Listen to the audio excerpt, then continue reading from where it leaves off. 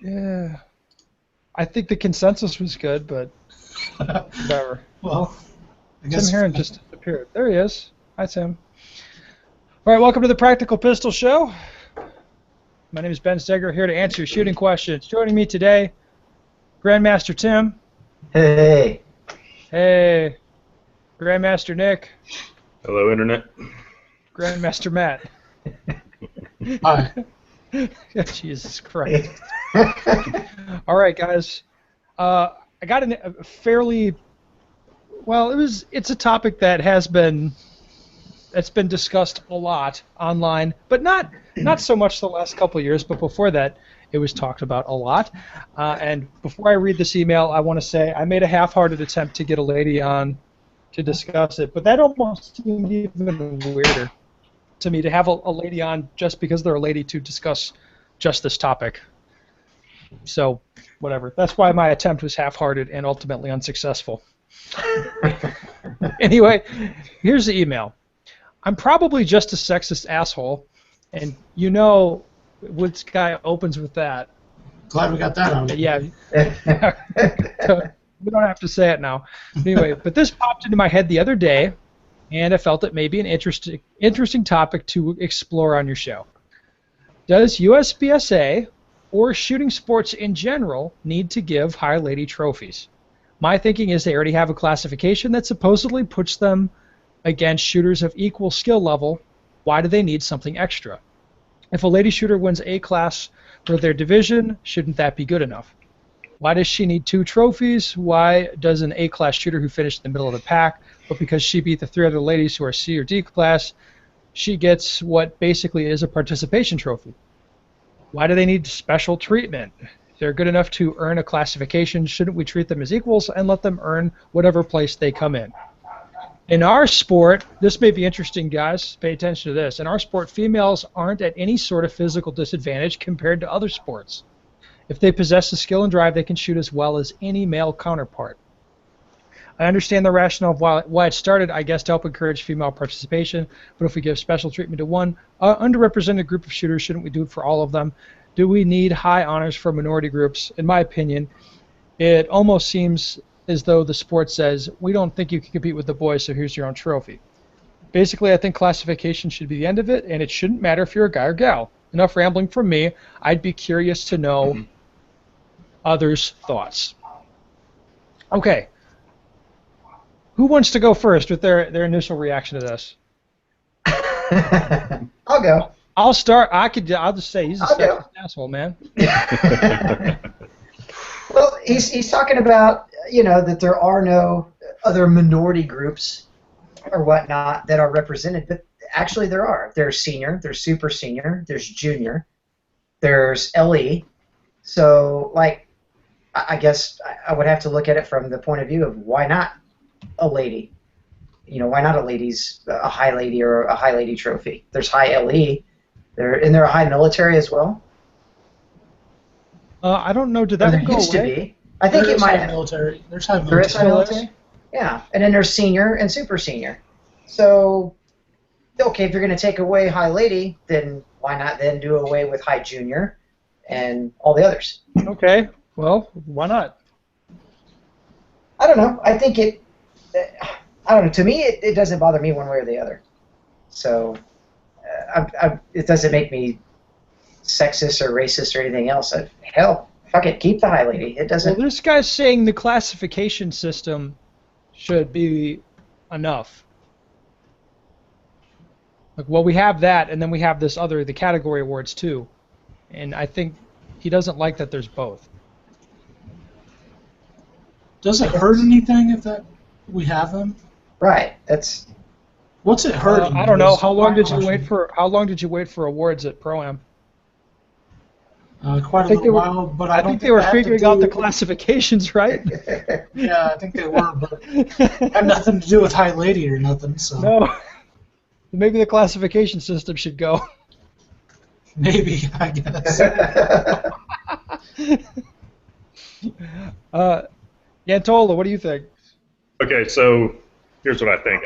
I like having the high lady trophy, and I'll tell you why. Okay, going back to the email, I got a major problem with one thing, like I said in the email, and that is that women are not at any kind of physical disadvantage in USPSA. Okay, and that's, in my opinion, just patently false. So, it's are they at a major disadvantage? Like, say, obviously we're not powerlifting here, okay, but they're at, upper body strength, you need that to control recoil. All right, leg strength, explosiveness, you need that to get from position to position. Men have this stuff in better quantity at the top end of physical performance than women do, and to dispute that is just ridiculous. I mean, there's plenty of women. Obviously, we're playing an amateur sport here, and 99.9% of the people out there are preparing at an amateur level. But when you take the best men and the best women, the best men are going to obliterate the best women, and that's just how it's going to be. I was going to say, ideally, look, here's another. I'm thinking of one woman that I met who trains like a man, and I'll say flat out, there's nothing I can do with a gun that she can't do. All right. You talking about Maria? Yeah. Nothing I can do that she can't do. So there's a few other points I was going to make. When you compare, ideally, we would have a separate match for women. Okay. The problem is we don't have enough women to have a match, so we mix them in with the guys. We have them on their same classification system, but we'll come back to like Maria and those kind of people who do train at a pro level. All right, but just like all the subcategories you said, like senior, super senior, women, juniors, those are all categories of people who are not as physically strong and fit as a man in his prime that trains hard. Okay. Yeah, well, I don't think anybody would argue that somebody in super senior is not at a physical disadvantage. Okay. Yeah, same thing. So you look at other major pro sports, they all have separate matches for people that fit into every single one of those categories. Okay. Why do they do that? Because of the physical disadvantage. And like LE, well, they're fat. Yeah, if I were going to get rid of categories, I would start with military and LE and those kind of things that are subcategories of men in their prime. So I understand there the point is to, encourage participation in shooting sports of people who could potentially have to shoot for a living, and I understand that, but they're not, plenty of those guys, those guys that do train are right at the top of the sport. I've never met anyone that shows up because of the high military award or something. Yeah. Right. I mean, I guess it's a nice gesture to encourage participation, but I don't think that's getting anybody off the couch and into the game. Yeah. Okay. In my opinion. Just to back up on Nick's points, I saw a chart the other day that listed like the 20 Olympic events and like the average score from men to women. It was basically 10% less on women. Over the wide range of athletic sports in the Olympics, like archery and all that bullshit, like power throwing, so like negates all the upper body strength, lower body strength thing. It's basically 10% less, no matter what, across the whole board. Well, I think it's more than just strength. Like, men are kind of hormonally charged to be really competitive assholes. Right? Yeah, I agree with that. I mean, we want to beat someone else, right? We're men. We're not smart. We just do what we're gonna do. All right. So none of you guys has a problem with the High Lady Award. No, I don't give a shit about it. It's fine. I don't either. I don't think people are going there just to win that. I haven't heard that. Here's a question then. Where's this guy coming from?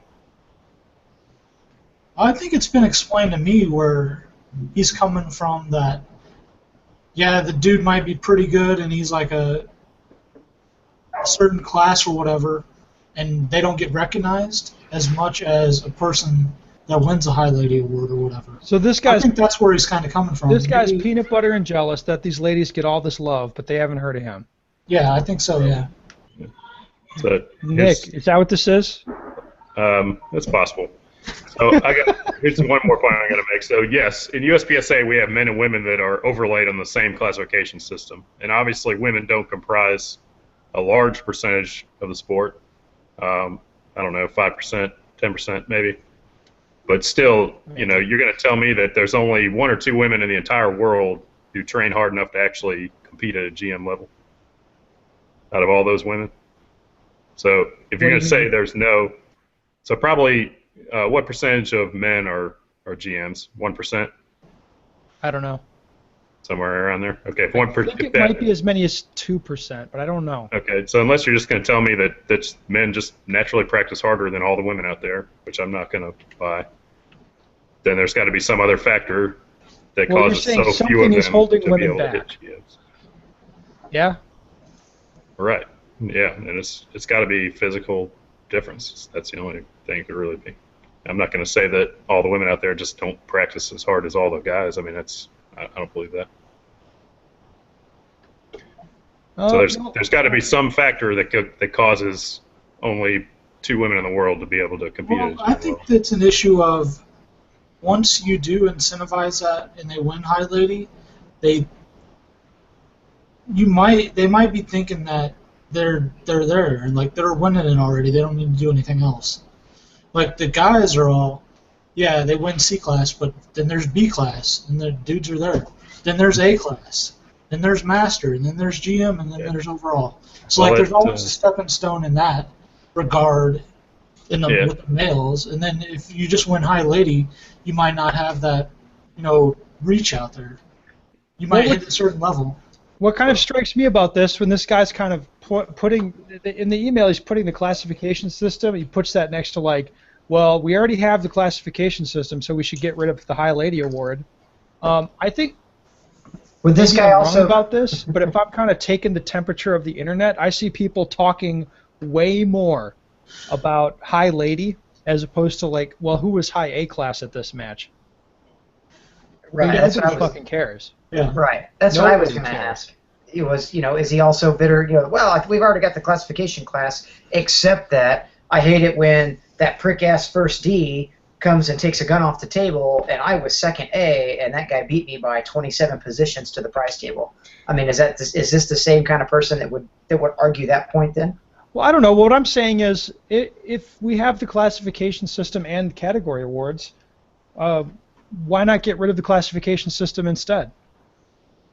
Just go overall. I'm not saying we should get rid of either, but just why wouldn't you look at getting rid of that? Just have I'm trying to understand. I mean, I have an idea. I have a theory about where this guy's coming from. I want to see if any of you guys have the same theory.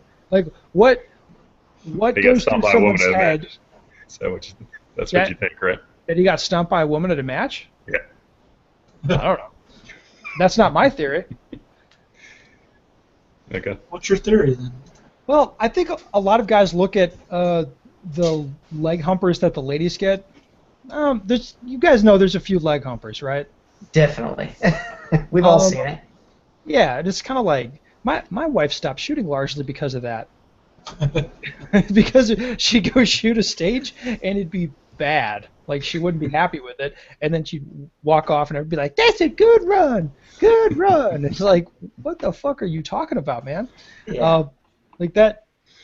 When I see what we have, what we have with the lady shooters is that people, and I'm not talking about the ladies, but a lot of people do a really bad job of keeping that accomplishment in perspective, or putting that accomplishment in perspective, right? Hey, somebody finished High Lady at this section match. What does that mean? And this guy writing the email pointed out, oftentimes it means the A-class chick beat 2 or 3 other chicks that don't ever shoot. I mean, that's not nothing. That is an accomplishment on some level, but it's not really, that interesting, I suppose, because there's just not that many people competing in it. It's an amateur sport. Yeah, I mean, it's only not a big deal if you're going to say it's not a big deal because there's so few women there, right? But if the sport if more women ever came in, obviously it'd be a bigger accomplishment. I like having it there. I would be, sad to see it go. I think it's good to recognize the high women in each division. Yeah, for sure. I personally, I would ditch the classification system before I ditch the category awards. If I was going to ditch something. Yeah, I wouldn't have a problem with ditching the classification system. USPSA would never do that. They'd lose too much money. Well, of course not, Matt, but you know. Same. I don't think we need to get rid of either one. I think you just got to. No, we don't need to. It's it's pretty good and it's pretty accurate. What, the classification system? Yeah. Or the High Lady Award? Classification system. I think the High Lady Award is pretty accurate now that they have the rule in there about what? That's whatever your gender is, whatever on your government issued ID, and that's it.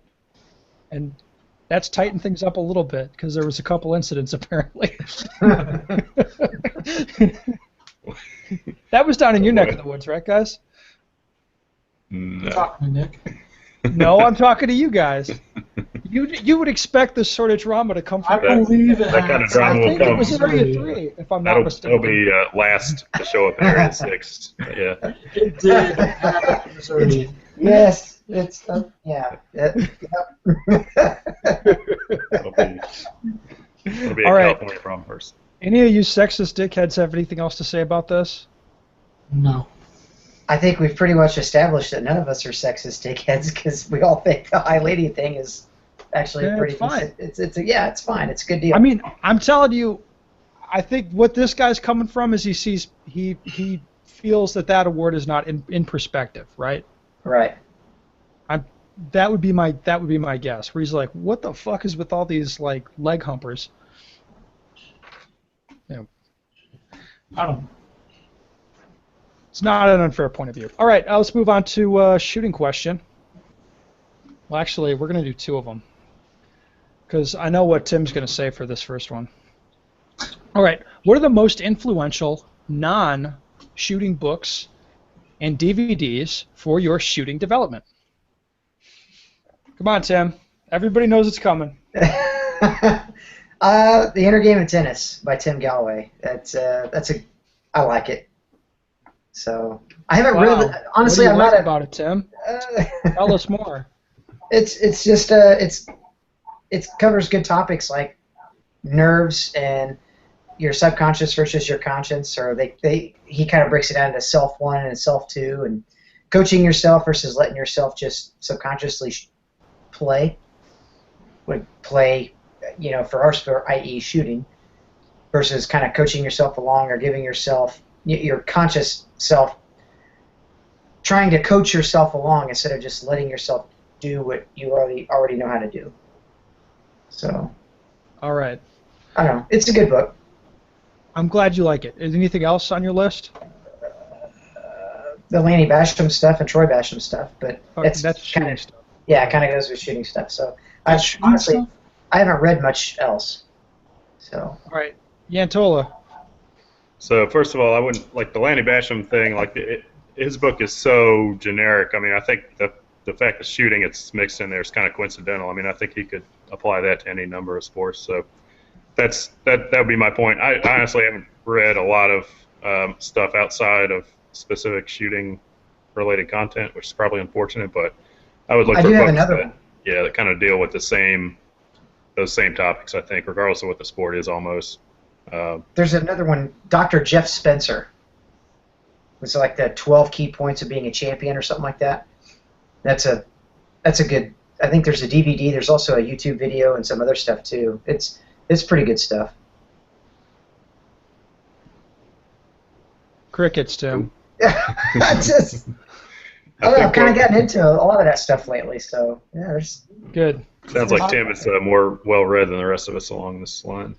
Yeah, possibly. Hopkins. I think one of my best ones was The Talent Code. It's not really shooting related, but it's like any book that you need to do high level stuff at, which basically we're all at, kind of explains what happens inside your body when you're trying to learn stuff. Pretty good. Okay. My pick for a movie is Moneyball. Yeah, that's actually good. That's my pick. So that's good. I like that. Trying to look at your shooting differently than other people, shaking up your training system, understanding like what's really going on with the sport, thinking outside the box. I like a lot of good messages in that movie. I thought that was about the GM of the Oakland A's building a baseball team based on analytics. Is that not what that's about? It is what that's about. That's exactly what that's about. So how could we apply that to our shooting? Very good question, sir. So for a guy like you, Nick, you might look at the guys at the tip top of the sport because you're close, right? And you might say those motherfuckers shoot 50,000 rounds a year, and they have all this time for training. Like with conventional thinking, you can't possibly win, right? You're going to get out-trained, and you're going to lose every time. I don't like to think of it that way, but sure. Well, that's one way to think of it. Well, do you have that much ammo and that much time? Yeah, you can't, like, with conventional thinking, like in that movie, the New York Yankees have all the fucking money, and the Oakland A's have none. And with conventional thinking, that's a no-win scenario for them. Okay. But through thinking differently, they did very well. So, right. Good message in there for your shooting, Nick. Well, and that theory now has been transposed to, like, a whole bunch of different ball clubs. I believe the whole sport of baseball is using that right now. Exactly. So look at the Kansas City Royals.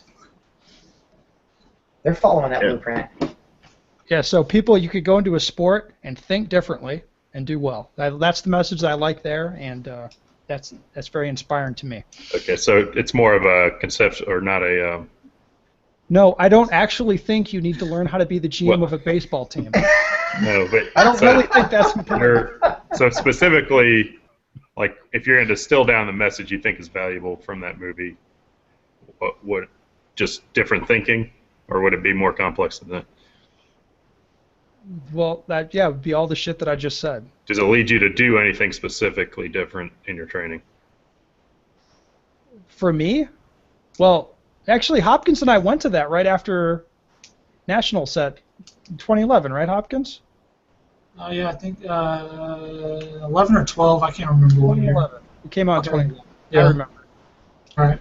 I mean, because that was when I was shaping a lot of my thinking about how I was training, where conventional wisdom, I could not beat pros. Right. Couldn't do it. You didn't have the resources to do it. Yeah, I didn't like this is my life. Is when I looked at it, like I can't do it. Yeah. It's not possible. I don't have the time. I don't have the ammo. Okay. I haven't seen it. So. But I think I approached things differently. I approached my thinking differently, and it was good for me. So. Cool. Yes. So I think there's a good message in there, especially for guys like you, Nick. I'll check it out. Yes. Anything else for you guys? Not on that question. All right. Fuck that question. All right.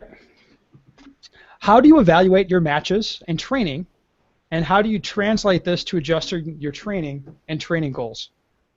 I ask this guy says I ask you this during the class, but I'm curious how Tim Herron, Matt Hopkins, and the others are doing this. I think he means you, Nick. I'm the others. Yeah. You are the others. So you've got, of course, your training and your training plan, and then you go to matches, and then how do you adjust your training plan based on what happens in the matches? You've been doing a lot of that this year, haven't you, Tim? Yeah, definitely. I've had to.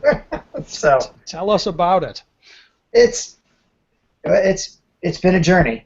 So my biggest thing has just been, honestly, it's not necessarily been focused on so much of a skill versus putting the pressure on myself and figuring out how to put pressure on myself in practice so that I can learn to perform and execute at practices or local matches so that when I go to major matches, I know what to do with that pressure or how to handle it.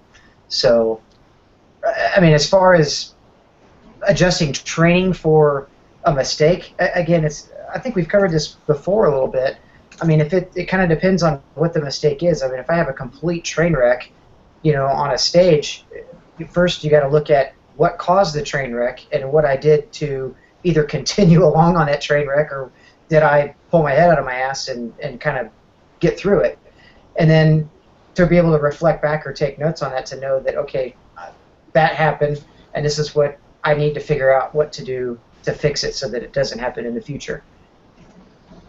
So, but I mean, as for me this year, it's been not necessarily more about like a physical skill or a technique as much as it's been about just opening my mind to knowing what to do about handling nerves and handling pressure and how to work through that kind of stuff.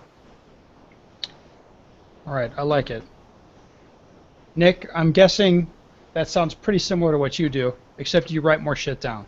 I write down some stuff, but my pressure acclimation comes more from shooting a lot of club matches. To me, that's the important part of club matches. That's good for you, right? Yeah, I think it's good for me. You don't have, like, everybody there at this point probably expects you to slay balls, right? Yeah, pretty much. I mean, we have a really high level of shooters that come out to our club matches. I mean, we could have multiple top 16 guys from multiple divisions at one club match here. So there's not really a shortage usually of people to compete against. Even if I'm going to compete against somebody outside of production, it's going to be, we got plenty of like M class and up open guys that show up. So I got plenty of people to compete against. That's not a problem. That's a tough match, son. So it's yeah. So I don't have a problem feeling pressure at club matches. So it's, I mean, to beat like an M open shooter, like a good M, a solid guy. I don't always beat him, but I know it's a tough. That's a tough deal, man. Yeah, it is. And you know, we'll even have, you know, we'll have top 16, one or two former top 16 open guys that come out sometimes, and I don't really have a chance against them. But no, you shouldn't. Yeah. Like an open guy should beat you by like 20% if you shoot in production. Yeah. But that's what I do. I mean, I squad unless there's another, you know, really good production guy showing up. I'm looking to squad with the open guys, and I'm trying to compete as hard as I can against them. Sometimes it works out, sometimes it doesn't. They must hate you. So moving on from that, though, like, so for me, practice is really more about skill building. So if I could find a way to work pressure into practice, that's great. But I'm really focused more on skill building and doing things correctly in practice. Obviously, I'm not happy at all if I'm shooting a bunch of no-shoots or whatever that day. But, you know, and how do I pick stuff to work on? I look at my own match video, and I just try to get a sense. I have a sense of how I ran the stage. I confirm whether that sense was right or wrong by looking at match video. I try to get as much club match video as I can, and just watch it and kind of you know, get a sense of what I think it should look like and where it's deficient. And then if I see some kind of pattern there, then I'm going to, you know, spend a lot of time working on that in practice. I dig it. Hopkins? I work on the shit I fuck up before that. That's what most people do, isn't it? Yeah, sometimes it is. Well, let me fill it. I would suspect that you have certain things that you always kind of work on. Yeah, right? I mean, you want to keep your strengths being your strengths no matter what. But then you focus want to work on your weaknesses and try to get those better. Yes. So basically, all of us on a fundamental level have that plan where it's like you go to matches, you see what's what, you work on the stuff you need to be better at in practice. Yeah, if I see something like particular in an upcoming match, I might throw that in there to work on. Like, pretty soon I'm going to be doing chair sitting practices for the chair sitting nationals. I've done a little bit of that recently. See? Oh, yeah, we could do that this weekend, Hopkins. Yeah. All right, guys. An above-average show. Thank you so much for participating. You two idiots have a class, right? Yes, we do. Give me the dates. So September 26th and 27th. Holy moly. I think it was burning down. Nothing annoying about that. Yeah, exactly. No September 26th, 27th. In Lamar, Missouri. Yep. All right. All right, thank you. Thank you, Matt, for muting Tim. Yeah. Yantola, thank you so much for joining us. My pleasure. God damn it. And if you want to Stegger.com, I don't think I've clarified this enough in the past. Email them to me. Please email them to me to my Gmail account. That I can track all the incoming emails that way. It's really easy for me to keep things straight. If you Facebook message me anything, no promises that it'll ever make the show. It's just the way it works. What? Can I text them to you? Yes, you can text them to me. But again, I can't promise anything will happen with that.